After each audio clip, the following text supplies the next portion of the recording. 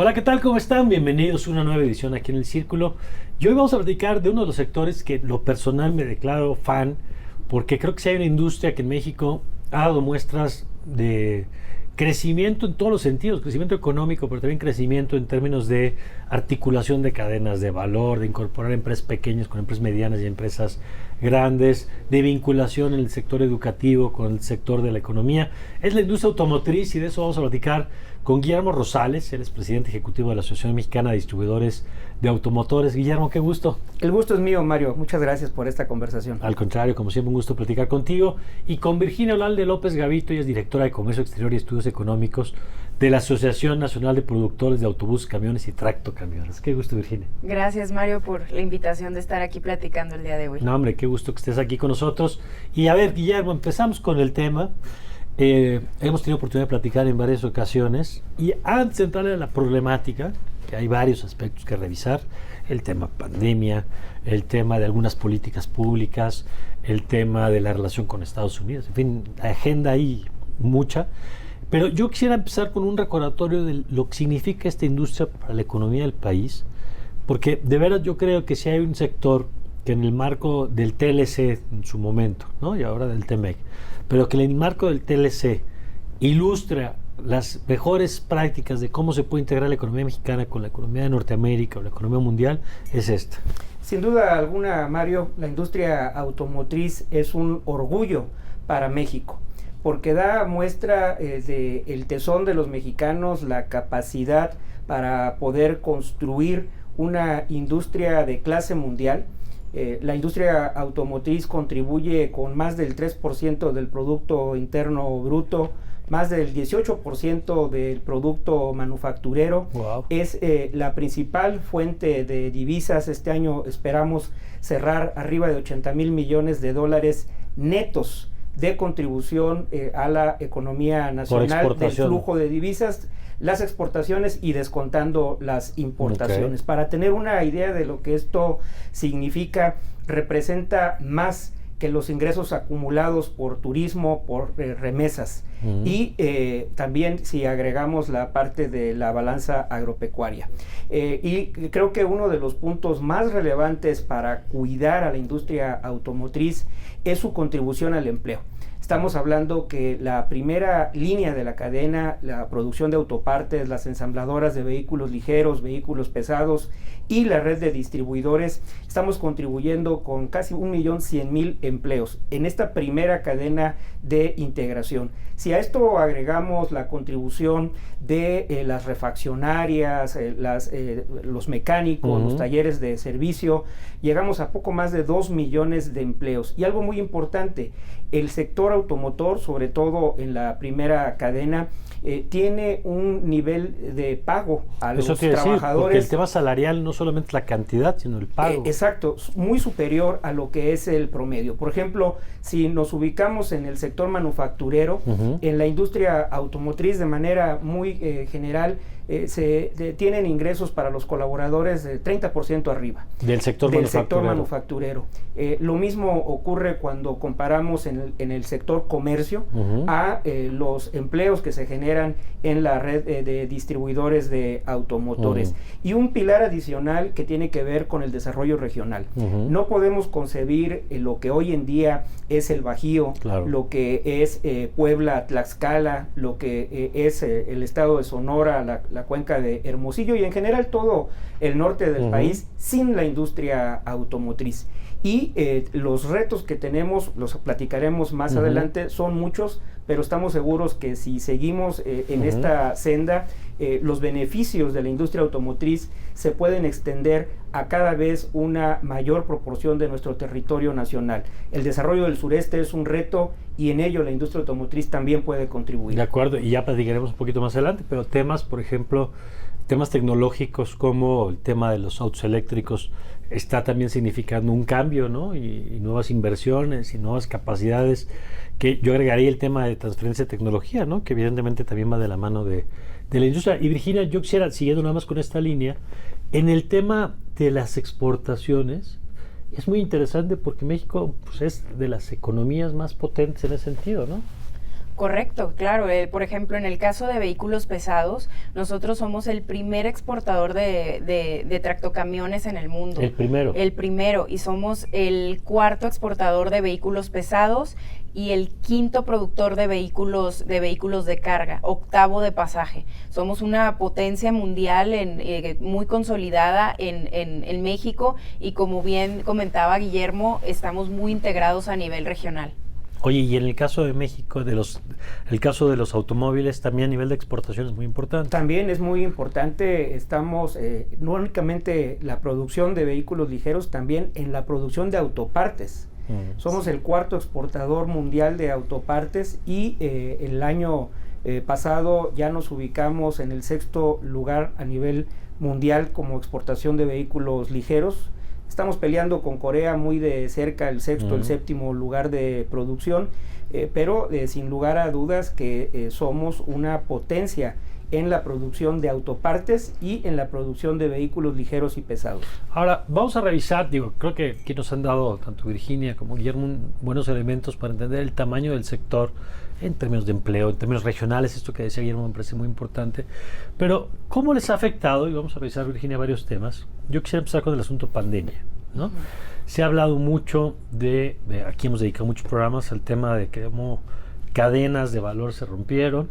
Se ha hablado mucho sobre el tema de los chips, que ahorita nos dirán cuál es el papel y la relación.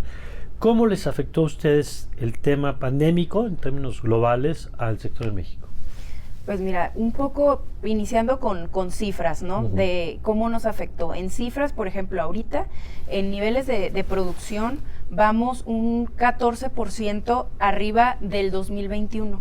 Pero si comparamos con niveles pre-pandemia 2019, vamos por ejemplo, ese 14% abajo todavía. Okay. Entonces todavía nos falta recuperar. A ver, hoy estamos estamos hablando concretamente del sector de vehículos pesados, correcto. Que son, para quienes no son... Los vehículos pesados son autobuses, camiones y tractocamiones. Usualmente los vemos por ejemplo, en pasajeros de vehículo de ciudad a ciudad, de estado son los foráneos, y también en los urbanos, los que comunican a estudiantes, trabajadores, etcétera, en las ciudades de México. Y los vehículos pesados, bueno, son los camiones de carga que se ven en las carreteras, que se ven en la última milla, que llevan ya los productos a los hogares, etcétera, y llevan productos de suma importancia para todos los mexicanos, como alimentos, medicinas, etcétera. ¿Y este indicador que nos das es el de producción o el de venta? Es el de producción, y es, por ejemplo, la producción de acumulada que va de enero a julio del 2022. Entonces el dato es que de antes de la pandemia a este momento estamos todavía 14 por debajo. Sí.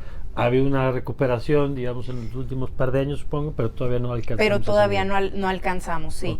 Y ¿cómo nos afectó? Nos afectó, como tú mencionabas, los semiconductores, que estos a la vez se agregan a las autopartes de toda la cadena de proveeduría. Entonces, ¿qué estamos enfrentando todavía? Que hubo muchos faltantes, y sigue habiendo. Entonces, ¿qué pasa? Que la cadena de producción se va adaptando, y toda la planeación, tanto de los productores como de los compradores, de los transportistas, se ha ido adaptando a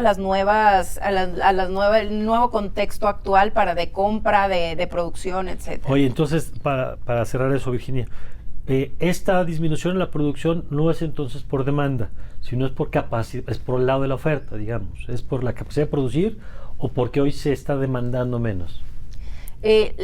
Lo que pasa es que hubo una disrupción en las cadenas de proveeduría, y ahí si tuviera algún comentario Guillermo, pero lo que vimos es que se empezó a tener retrasos en las entregas de los vehículos debido a estas piezas faltantes que eran importantes para la entrega de los vehículos y faltaban para la producción total ¿Todavía no se regulariza entrega. Eso? Todavía no al 100%, ha ido mejorando, pero todavía se continúa y persiste este tema. Ese es un gran tema que dice Virginia, porque hace poco tuvimos un programa aquí con Aribel Contreras y Fausto Pretelín sobre los efectos de la guerra de Ucrania y la pandemia y estas cosas, y nos contaban, decía, pues es que es mucho más fácil apagar el switch de una planta que volverlo a prender, ¿no? Y el tiempo de recuperación, sobre todo de esas primeras etapas de la pandemia, donde China sobre todo cerró tratando de frenarlo, pues seguimos viendo consecuencias. Incluso, Guillermo, el otro día hace unas semanas en Estados Unidos tuve oportunidad de estar y me contaron algo que me pareció increíble. Decía que en Estados Unidos, cuando la gente saca el vehículo de la agencia, se vale más que cuando está dentro de la agencia. Y decía, pues eso nunca lo habíamos visto, porque todo el mundo sabe que la famosa depreciación del valor, ¿no? Pierde el valor del vehículo. Bueno, está la demanda y sigue siendo esta restricción de producción, que tanta gente quiere el coche que el coche termina subiendo de valor, ¿no?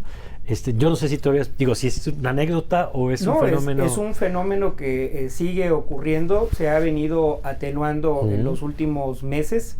Es un problema muy complejo, y lo que comentas en el mercado norteamericano nos ilustra muy bien lo que está ocurriendo por este choque de oferta que seguimos enfrentando. Hasta antes de la pandemia, alrededor del 15% de los vehículos que se comercializaban en Estados Unidos se vendían en la línea del precio sugerido por el fabricante o ligeramente arriba. Solo el 15%. Y estamos hablando de los vehículos con mayor demanda. Y los demás, el 85%, se vendían con descuentos por debajo de los precios sugeridos por el fabricante. Hoy en día es la relación inversa. Más del 80% de los vehículos se venden por arriba del precio sugerido por el fabricante, y ahí es donde entra el ejemplo que te colocaban en tu visita a Estados Unidos, y son muy pocos los que están dentro de la línea del precio sugerido por el fabricante o por abajo. Esto también ocurrió en el mercado de vehículos usados. En Estados Unidos se presionó. El año pasado fue la mercancía que más contribuyó al incremento de la inflación. 2021 cerró con un 38% de incremento en los precios de los vehículos usados. Los vehículos nuevos en Estados Unidos tuvieron un incremento cercano al 20%. Se subieron más los vehículos usados por esta carencia de oferta. Y en los últimos meses esto ha venido ya empezando a declinar. Siguen incrementándose los precios, pero ya en una línea de menor incremento, y algo similar, claro, en menor proporción, está ocurriendo en México. A ver, decía Virginia el dato del 14%, que hoy está por debajo de la producción de los niveles prepandémicos. ¿Qué ha pasado con la industria de los automóviles? En el caso de los vehículos ligeros, con datos al cierre de julio, la producción muestra un incremento del 4.5% en comparación con 2021. La exportación se encuentra con un ligero incremento, 0.5%. Enero-julio 22 contra enero-julio del 21. Sin embargo, comparado con el mismo periodo del 2019, nos encontramos cerca del 20% menos. Tanto de producción y de exportación. Por lo que toca a las ventas domésticas, enero a julio de este año tenemos una muy ligera disminución, 0.2% en comparación con el 2021, pero nos encontramos también todavía 19% por abajo del 2019. Pero ahí en ese caso es que tienes el problema de oferta que ya explicabas, ¿no? Este choque de oferta, como dices, suena muy bonita además. este tema de la oferta que explicaba Virginia de las autopartes, pero también tienes un tema de demanda. Se ha venido... Por razones económicas. En efecto, en este momento, cuando evaluamos cuál es la demanda estimada para el cierre del 2022, nosotros nos ubicamos que si no hubiera un problema de oferta, si tuviéramos disponibilidad para suministrar todos los vehículos, la demanda podría estar en 1.080.000 vehículos ligeros, 1.080.000, 1.100.000. ¿Cuánto es lo que esperamos que pueda cerrar el año? Entre 1.030.000, que es nuestra estimación en AMDA, somos los más conservadores. La media de los analistas espera 1.050.000, 1.070.000 unidades. Y esta diferencia, que pongamos 20.000, 40.000 unidades, es lo que vendría a representar el impacto de la deficiente oferta. Okay. Si nos ubicamos dentro de esta demanda esperada en 1.080.000 y revisamos cuál fue el nivel del 2019, 1.317.000 unidades. Okay. Y si nos vamos un poquito más al año récord del 2016, 1.607.000 unidades. Esa diferencia de más de medio millón contra el año récord es, entre otros factores, una debilidad del poder adquisitivo de los consumidores. El choque de oferta está enmascarando el proceso de debilidad de la demanda, del poder adquisitivo. Claro, porque, y aquí lo hemos platicado, como el entorno económico de los Estados Unidos son muy diferentes, entre otras cosas por la política de estímulos que se vivió durante la pandemia, que hizo que en Estados Unidos mucha gente tuviera poder adquisitivo y que en México se tradujo, pues, entrar en una caída del 8,5% del PIB, que tampoco hemos recuperado, ¿no? Y en ese sentido, imagino, Virginia, que el sector, digamos, pues es también sensible a las variaciones económicas generales, ¿no? Sí, correcto. Pues en nuestro caso, el sector de autotransporte también es muy relacionado con, por ejemplo, con el mercado de Estados Unidos. Te platico un poco de alrededor de 85% de nuestra producción nacional se destina a Estados Unidos. 85%. Alrededor de 85% es un promedio de los últimos años, se destina a Estados Unidos. Entonces es tan relevante lo que también la demanda de ese mercado para nuestra producción, que es muy relevante también el contexto internacional en nuestras operaciones. Ustedes dependen menos del mercado doméstico a diferencia de los vehículos ligeros. Nosotros tenemos dos motores, le decimos, el mercado nacional, que es muy importante, y el mercado internacional. Pero sin duda alguna también el nacional pues es un motor muy establecido y que es de suma importancia para la industria. Pero si es 85%, te habla, digamos, del gran cliente que representa.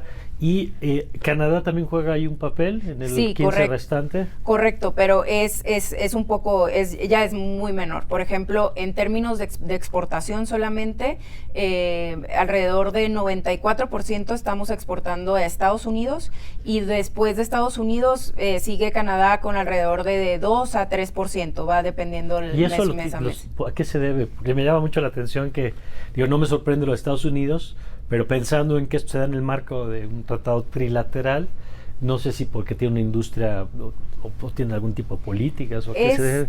Básicamente es porque estamos altamente integrados y sobre todo por las plantas que existen en México, también los corporativos están en Estados Unidos. Entonces, hay un intercambio de oferta de vehículos que principalmente se va mucho de lo que se produce en México, se va a Estados Unidos y también a otros 13 países del mundo que también exportamos. Pues un dato muy interesante de Virginia que nos recuerda por qué cuando hablamos de la economía de Estados Unidos pues es tan relevante para nuestro país, ¿no? Que si están en recesión o no están en recesión, y decimos, ¿por qué? Pero si en México, pues mire, nada más lo que está diciendo, 85% de lo que se arma acá se va a vender allá, pues por eso es importante saber si su economía crece o no crece, o se estanca, o la inflación, ahí es una manifestación concreta. Vamos a una pausa, y ahora que regresemos con Virginia y Guillermo, vamos a platicar de los factores domésticos.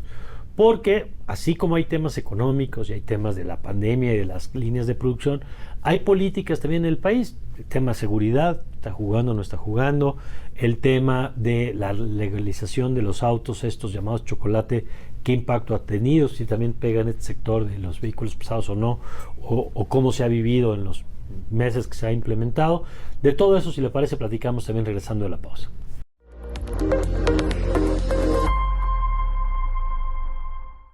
Bueno, vamos ahora a los factores domésticos, Guillermo. Y pues, ¿cuáles son algunos factores que inciden en el comportamiento del sector? Más allá de los que ya mencionaron, ¿no? El tema de la demanda de Estados Unidos, la demanda nacional, que son los motores que normalmente mueven cualquier industria, ¿no? Que tanto me estén comprando. Pero sabemos que hay factores que estimulan o inhiben el crecimiento de los mercados y de las industrias. ¿Cuáles dirías que están siendo las políticas en este momento en el país? Continuando y cerrando el bloque anterior con la importancia, porque se vincula con lo que vamos a comentar, de la estructura de la industria automotriz en México es una plataforma que está configurada para la exportación.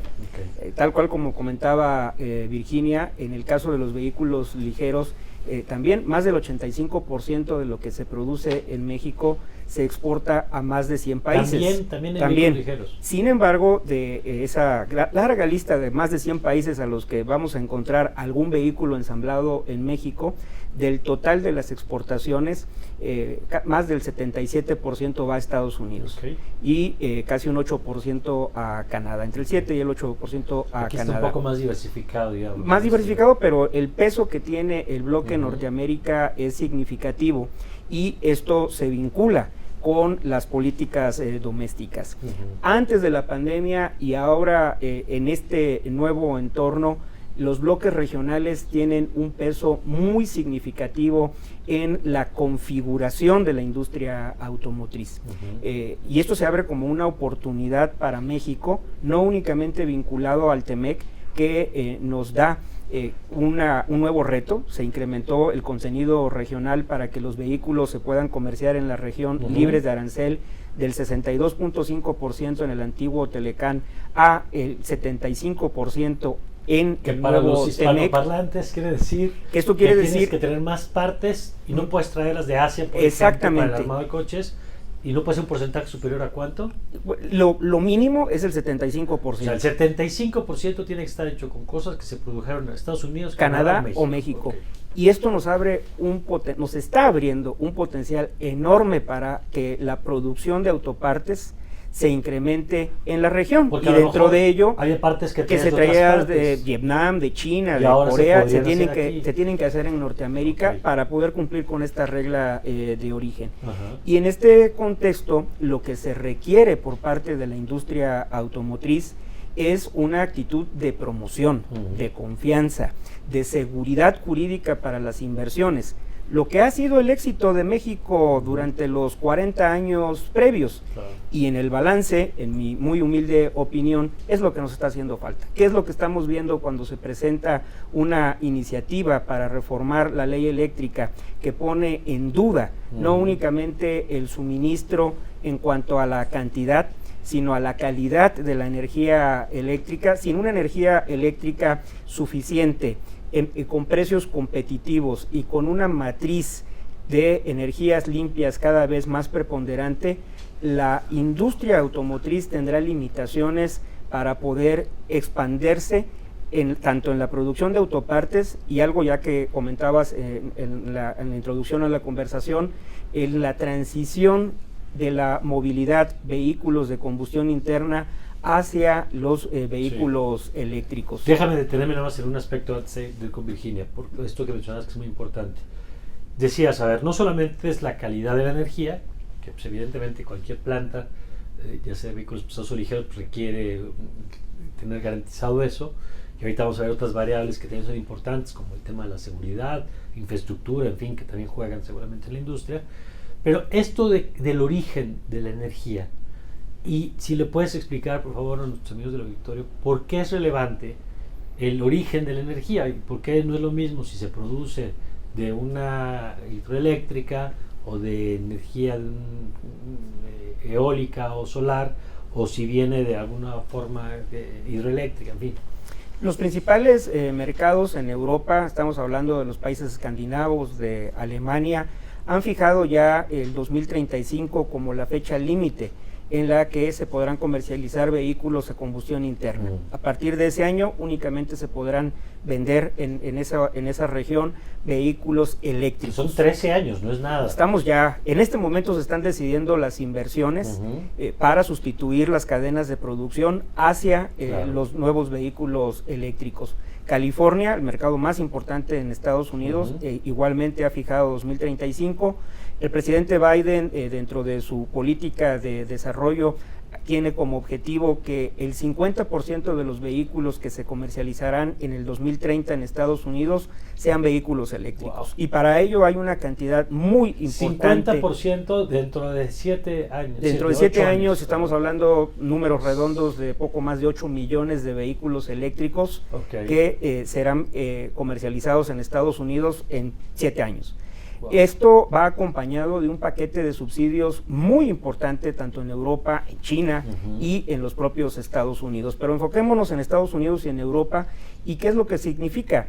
Que en contrapartida hay requisitos para poder vender los vehículos eléctricos. No basta tener un vehículo cero emisiones circulando por sus calles, sino que están también imponiendo un arancel para todos aquellos productos manufacturados fuera de la región que no cumplan con los estándares mínimos en toda su cadena de manufactura. Hay una trazabilidad muy significativa, que también hayan sido producidos no únicamente en la planta de ensamble final del vehículo, sino en su track hacia atrás, las autopartes, los componentes. Entonces, nosotros no podemos aspirar a mantener ese rol preponderante de México en el contexto de la producción mundial en los nuevos vehículos eléctricos si no tenemos garantía de contar con energías limpias. De ese tamaño, el reto. ¿Esto pasa también en los vehículos pesados? Lo mismo pasa, y aunado a lo que comenta Guillermo, yo agregaría que también las empresas, y sobre todo las empresas globales y sobre todo las automotrices, tienen metas también de reducción de emisiones. Entonces esto también no solo es hacer un vehículo eléctrico o de reducir emisiones con sus vehículos, sino también todo un giro 360 alrededor de las operaciones de las empresas. Aunado a esto, también hay, por ejemplo, las empresas que cotizan en bolsa, ya hay un proyecto de, por ejemplo, de normas de información financiera que sostenibles. Entonces, en ese momento también te van a estar, tú tienes que informar a los que compran tus acciones qué tan verde eres, qué tan sostenible eres, de dónde viene la energía con la que produces, qué estás produciendo, todo tu cadena 360 de producción y de comercialización. Bueno, ahora agréguenle esto que nos están diciendo, que me parece muy importante, porque lo que nos dicen es, no solamente es el auto, sino es cómo se armó el auto y cómo se armaron las piezas de las que se armó el auto. Esto, cuando dices de la trazabilidad, es pues justamente ir para atrás para entender. Obviamente esto ya implica temas de derechos humanos, condiciones laborales, etcétera, pero ahora también factores ambientales que te pueden abrir o cerrar la puerta, y que si se traduce en un arancel, pues te hacen menos competitivo a la hora de entrar a un mercado como el de Estados Unidos. Vamos a otro tipo de políticas. Tú decías el tema energético, que me parece muy interesante.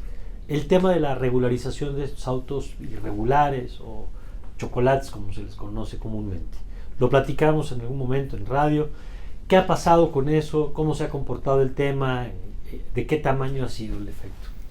La decisión que tomó el presidente Andrés Manuel López Obrador de regularizar el contrabando automotriz, a mí no me gusta llamarles autos chocolates son muy sabrosos, es una tradición en la cultura mesoamericana, y llamarle al contrabando chocolate pues como que es endulzarlo, suavizarlo. Estamos hablando de un delito, que además es un delito perfectamente organizado. ¿Por qué es un delito? Porque los vehículos se introducen al país sin pagar las contribuciones, sin hacer el trámite aduanero. Es contrabando rudo, lo cual está tipificado como delito. Un vehículo que se trajo desde Estados Unidos, pero que pagó permiso, no está en estas condiciones. No está en estas condiciones. Y esto es lo que nosotros argumentamos, porque existe el marco jurídico para poder llevar a cabo la importación legal de vehículos usados, completar el procedimiento aduanero y emplacar el vehículo de manera formal. Eso existe y no requiere más que un cuidado para evitar las prácticas fraudulentas. Lo otro es que los vehículos se adquieren en Estados Unidos, en basureros. No exagero, y soy perfectamente consciente de lo que digo, y además conocedor de la materia. Son vehículos de desecho, vehículos que chocaron, tuvieron impactos muy serios en la estructura del vehículo. No se pueden comercializar en Estados Unidos. Su único destino es la chatarra, la venta de partes, de fundición de metales, o, como lo define la ONU, la exportación a países con debilidad institucional, dentro del que desafortunadamente nos encontramos en nuestro país en esa clasificación. Es una exportación no formal. Ese es contrabando rudo. Lo más delicado de esto es que esta práctica está perfectamente organizada. Es una falacia romántica pensar que el campesino o el migrante que viene y deja su vehículo, eso es lo mínimo. El grueso de estos vehículos es un contrabando organizado que está controlado por los grupos criminales. Y el presidente anuncia una política, bajo este discurso de lo social, digamos, de legalizarlos. ¿Cuál ha sido el impacto? El impacto ha sido que se dejó fuera al sistema aduanero para llevar a cabo la regularización, y estamos hablando del sistema aduanero, la agencia, el sistema de agencia aduanal México, el servicio de administración tributaria, el rol muy importante en comercio exterior de control y supervisión de los agentes aduanales, y el presidente le dio la encomienda de que se regularizaran los vehículos al registro público vehicular. El REPUVE, junto con los gobiernos estatales, el REPUVE es un cascarón, es un ente obsoleto técnicamente, sin recursos, y esto no ha permitido avanzar al ritmo que se habían fijado dentro del gobierno. En este momento no hay cifras que se puedan consultar públicamente, sino lo que anuncian en cada ocasión que va la secretaria de Seguridad a la mañanera, pero calculamos que deben de ir alrededor de 300,000 vehículos legalizados, de un universo estimado por el gobierno federal de 2 millones.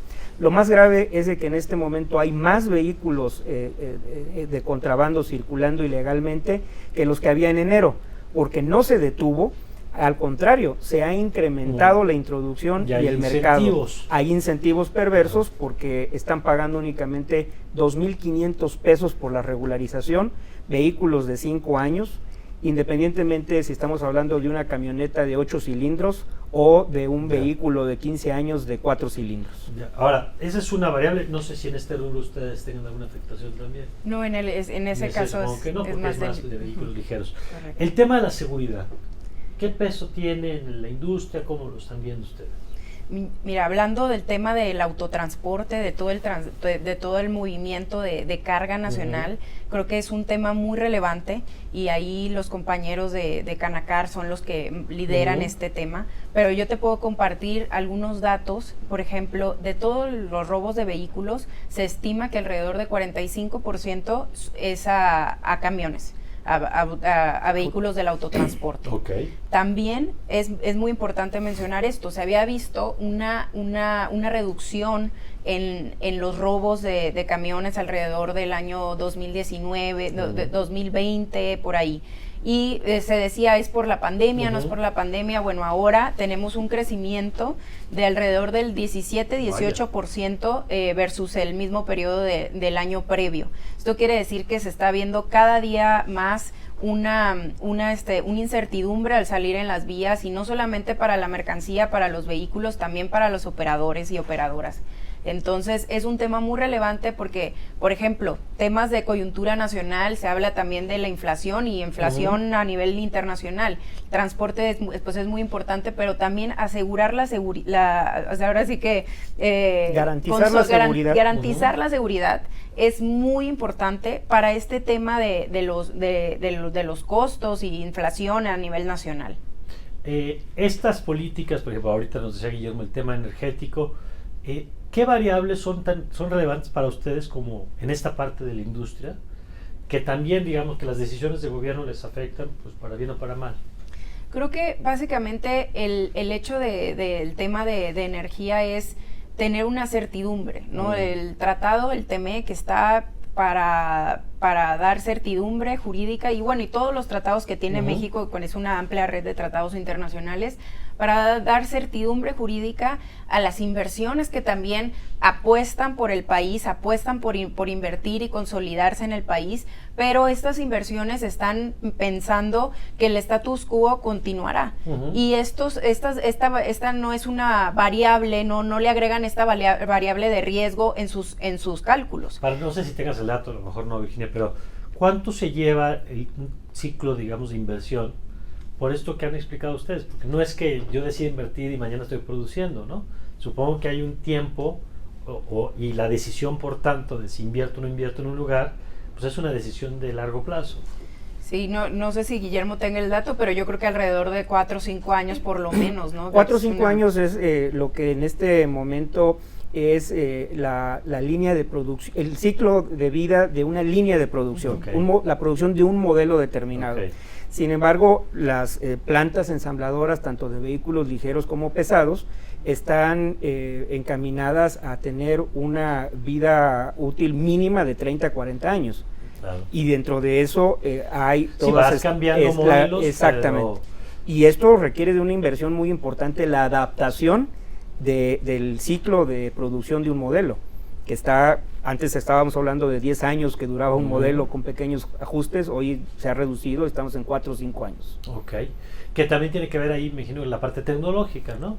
Es decir, qué tanto la industria puede moverse. Es una velocidad muy rápida con lo que se van generando innovaciones, y más en este momento cuando estamos hablando de la transición hacia la movilidad eléctrica. Más la automatización, más una serie de procesos que la industria ha tenido, ¿no? Digo que es de los que más automatizado está también. Sí, inclusive también, volviendo al tema del TEMEC, pues todo este tema de incrementar el contenido regional, pues es también hacer inversiones dentro de tu planta, es incrementar que más valor agregado nacional llegue a la planta, ¿no? Entonces, se han visto inversiones internas en la misma planta para producir una parte o para producir algo, incrementar como la cadena vertical de valor.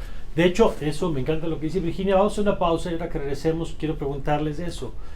Porque es cierto que en algunos estados, por ejemplo Puebla, la economía de Puebla, pues en buena medida pasa por lo que pasa con las armadoras.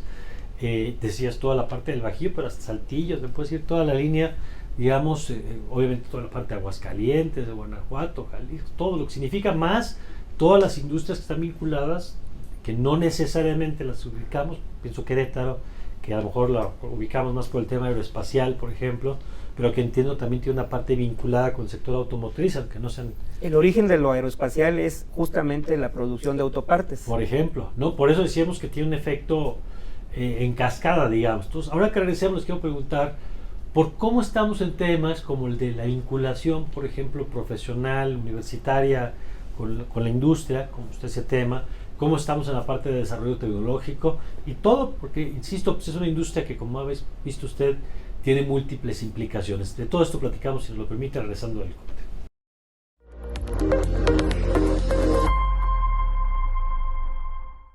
Bueno, estamos de vuelta y les he preguntado aquí a nuestros invitados qué tiene que pasar para que la industria siga creciendo en nuestro país, y ya nos han dado algunas pistas. Han hablado de certeza jurídica, que es una condición indispensable para cualquier negocio en cualquier parte del mundo. Han hablado de la parte energética, no solamente con este componente que explicaban de tener la seguridad de la energía, sino el tipo de energía, y entender que las condiciones de la competencia están cambiando para bien, afortunadamente. Y yo quisiera detenerme un poquito esta parte de los eléctricos, Guillermo, porque me impresiona lo corto de los plazos que estás diciendo, ¿no? 35, 2030... sonaba muy lejos, ¿no? Pero lo cierto es que digamos que el tiempo vuela y que estamos a 8 años, estamos a 13 años, digamos, de esos parámetros que nos estás diciendo. ¿Cómo estás viendo a la industria? ¿Qué tan rápido es la transición? Y si esa transición, ¿de qué depende? Depende de temas de capacitación, porque imagino que no es lo mismo hacer un auto con combustión que con eléctrico. Es un tema del acceso incluso a materiales, el tema del litio y esto que se ha discutido sobre las pilas, si resulta relevante o no. ¿Cómo vamos en esa transición y qué factores son los puntos clave? Vamos avanzando muy rápido en la industria a nivel global, sobre todo en lo que toca a la innovación y el desarrollo tecnológico, en lo cual uno de los puntos fundamentales es disponer de una batería de litio que tenga menos peso, que tenga una mayor capacidad de autonomía para el vehículo. Ya tenemos en el mundo vehículos que te pueden dar 600 kilómetros de autonomía, pero tenemos vehículos de combustión interna, gasolina, diésel, que te dan 800 kilómetros de autonomía. Bueno, pero ya la diferencia... híbridos. Entonces se va reduciendo, claro. El costo sigue siendo significativo y en la medida... Pero ¿y qué tanto va avanzando? ¿Cómo va moviendo ese precio? Se va disminuyendo la brecha entre lo que es el costo de manufactura y el precio al público de los vehículos eléctricos, que siguen siendo todavía... Sí, porque hasta hace poco todavía era muy notable notable la diferencia, va disminuyendo En términos del poder adquisitivo de los mercados maduros, Alemania, California, estamos viendo vehículos eléctricos rodando de forma cada vez mayor. No menciono la marca, pero uno de los fabricantes de Estados Unidos más representativos en la producción de vehículos eléctricos ya está liderando en Escandinavia, por ejemplo, el reporte de ventas mensuales en uno de sus modelos. Y esto nos da la pauta de hacia dónde está orientándose el mundo. Sin embargo, para la mayor parte del globo, países de poder adquisitivo medio, como es el caso de Turquía, México, Brasil, algunos del sudeste asiático, todavía sigue siendo la brecha muy significativa entre el precio de los vehículos eléctricos y el promedio de lo que compramos. Eso, como en cualquier mercado, mientras más, baja. Exactamente, entonces va a pasar lo mismo que con los teléfonos, ¿no? El precio promedio en México de un auto, en este momento estamos hablando de 370,000 pesos. Y ya hay disponible en el mercado para México autos eléctricos de 450,000 pesos. Y esto va a ir disminuyendo la brecha y haciendo que se vaya masificando el acceso a los vehículos eléctricos. Y esto nos representa para nuestro país una oportunidad muy importante para insertarnos dentro de esta derrama de inversión que se estará llevando a cabo en Norteamérica, pero las cosas no van a ocurrir per se. O sea, no podemos creer que estamos predestinados a que esas inversiones van a llegar a México. Por el contrario, tenemos un alto riesgo de que eso no ocurra, porque ¿qué es lo que necesitábamos? Ya comentábamos el punto de la energía, pero también necesitamos actualizarnos en el tema de formación de especialistas, de técnicos, de ingenieros. ¿Y cómo va eso? Vamos lentos, hay un trabajo importante, por ejemplo, de la Industria Nacional de Autopartes, de AMIA, de AMPAC, en el acercamiento con las universidades, con los tecnológicos para mejorar y modificar los planes de estudio. Tenemos un gran potencial. México produce cada año más jóvenes ingenieros que Canadá y Estados Unidos juntos, y eso hace que, por ejemplo, ya haya en México centros de ingeniería de las armadoras que están haciendo trabajos de desarrollo muy importantes y que están trabajando a la par con los centros que están en Estados Unidos, en China, en Brasil, en Europa. Ya no hay un solo modelo de auto o de camión que se diseñe por un solo equipo de trabajo. Todos están trabajando en alguno de los componentes a lo ancho del mundo, y en México cada vez tenemos más peso en esta materia. Y uno de los retos que nos pudiera representar negativo, si no lo atendemos, es, imagínate en este momento los 2 millones o 1.100.000 únicamente en la primera cadena de empleos. No quiero ser catastrofista, pero en los años 70, los años 80, Detroit quebró. Hacia finales de los años 60, todavía en 1971, si revisas la bibliografía en Estados Unidos, nadie avisoraba la quiebra de la industria automotriz en Detroit. 40 años después es una región de Estados Unidos que sigue deprimida, que no se ha recuperado, y eso es lo que nos podría ocurrir para buena parte de las regiones del país que hoy dependen de la industria automotriz, si simple y sencillamente no hacemos nada como país. Y cuando hablamos del país es gobierno, industria y por supuesto también los gobiernos locales. Y en ese sentido, a ver, Virginia, un poco la carta Santa Claus, ¿no? Siguiendo con esto. Y ahorita les quiero preguntar también sobre lo local que ya apuntabas, que creo que en estos temas juegan un rol interesante. ¿Cuál es la carta Santa Claus que ustedes están viendo para que siga creciendo el sector y pues, con todos los desafíos que nos han estado contando? Pues mira, número uno, certidumbre, pero siguiendo el sentido de la electromovilidad, etcétera, lo que nosotros estamos promoviendo es que haya un plan, una estrategia nacional de, como por ejemplo vemos en Estados Unidos lo que se acaba de aprobar la semana pasada en el plan Le pusieron bajo la inflación. Pero de inflación, pero es un paquete económico que incluye fiscal, y dentro de eso pues viene todo el tema de cambio climático, y ahí viene todo lo de automóviles y vehículos de tanto de ligeros como pesados.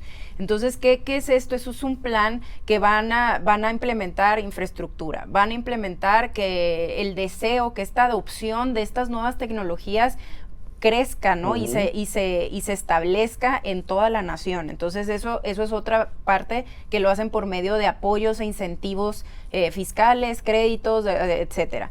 Luego también incentivan a que las plantas que están en Estados Unidos se reconviertan en plantas de vehículos eléctricos, o también que se instalen nuevas plantas para vehículos eléctricos. Esto es un plan que podemos admirar y que podemos replicar algo en México. En México hay distintos grupos de trabajo, no te vamos a decir, no hay nada. AMPAC, distintas las asociaciones de la industria automotriz, participamos en estos grupos de trabajo, pero los objetivos de estos grupos de trabajo son hojas de ruta. Entonces hay uno, por ejemplo, en Cancillería, hay otro en SEDATU, hay otro, o sea, pero en no hay diferentes... una política nacional pero creo que englobe todo esto que nos estás diciendo. Exacto, creemos que el siguiente paso después de estos grupos de trabajo que han sido muy provechosos, porque se han escuchado tanto la parte de proveeduría, tanto la parte de este 360 de qué falta de energías limpias, etcétera, que no es solo tener un vehículo ligero, sino también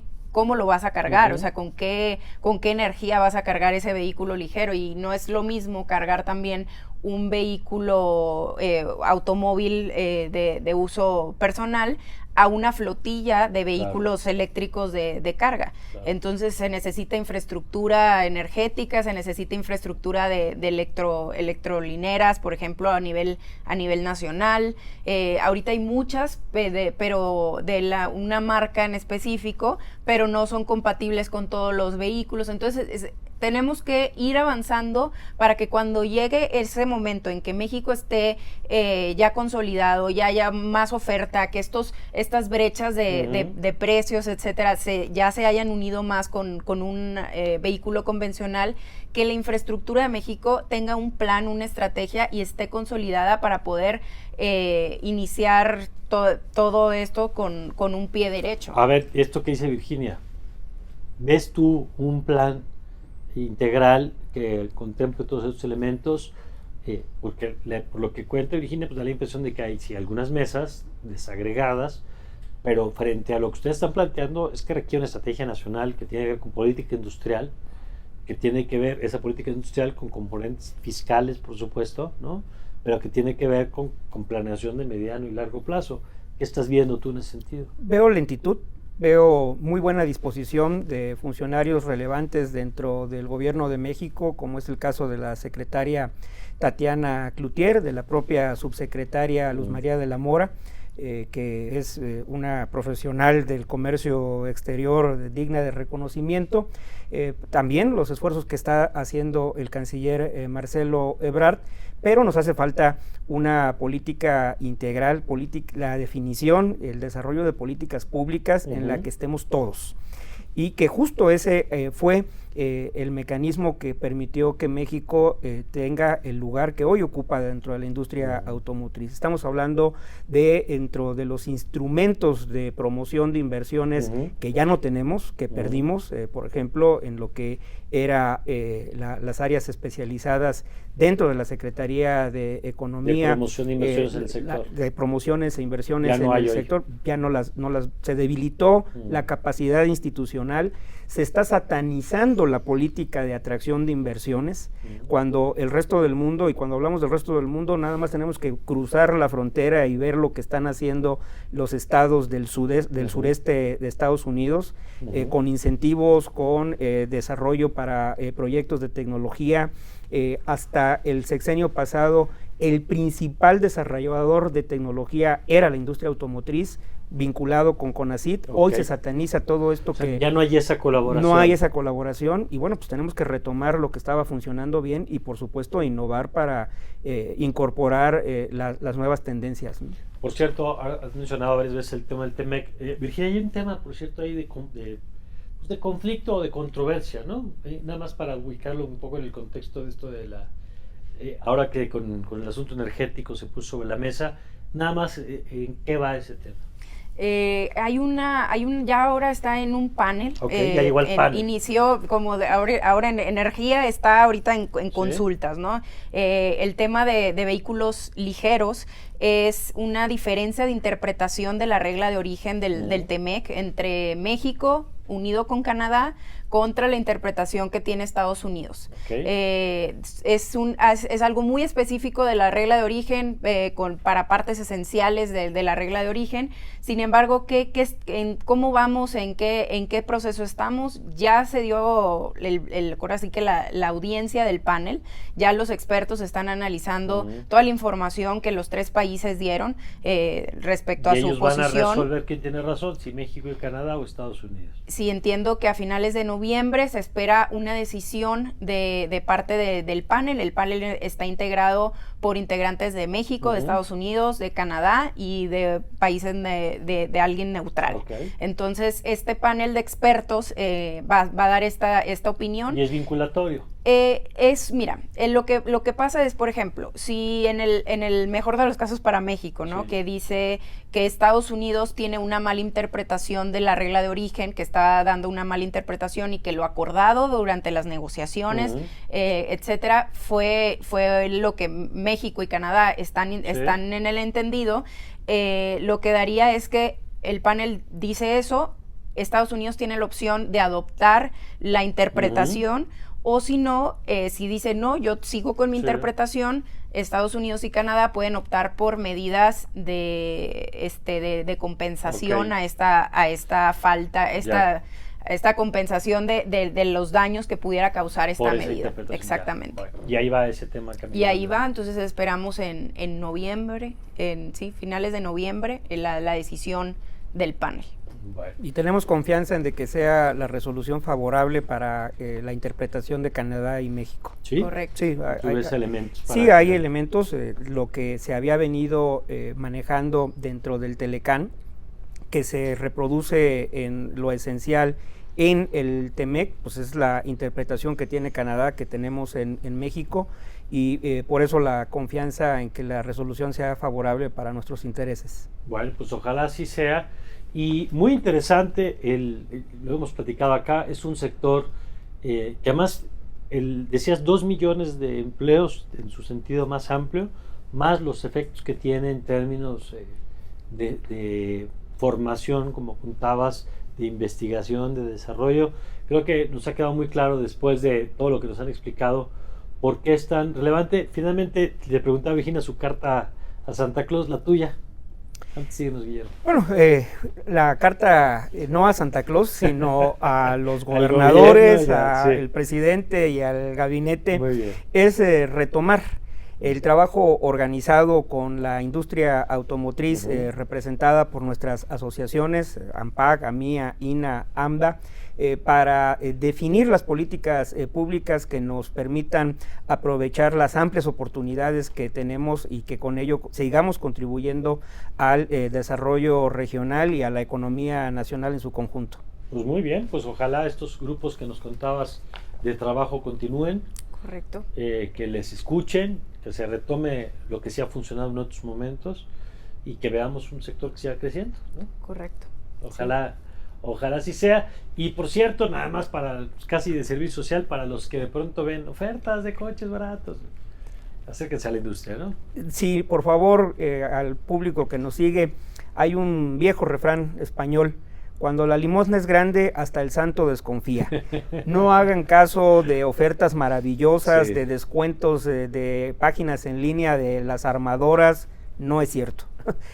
Por favor, acudan a un distribuidor autorizado, recibirán la mejor de las atenciones, de eso estamos empeñados, pero las ofertas maravillosas no existen. De acuerdo, importante también tenerlo presente y importante seguir analizando este tema con las repercusiones que tiene. Virginia, muchísimas gracias. Muchísimas gracias por la invitación, un gusto, un placer estar aquí con ustedes. Gracias Virginia, el placer es nuestro. Gracias, Guillermo. Muchas gracias, Mario, el privilegio de compartir la mesa con Virginia. Igualmente. Muchas gracias a los dos y gracias a usted como siempre por habernos acompañado en esta edición. Espero que usted, como yo, he aprendido mucho de los invitados. Espero que usted también tenga hoy un panorama más completo de todo lo que representa la industria, lo que está viviendo hoy, los retos que enfrenta, las oportunidades y amenazas.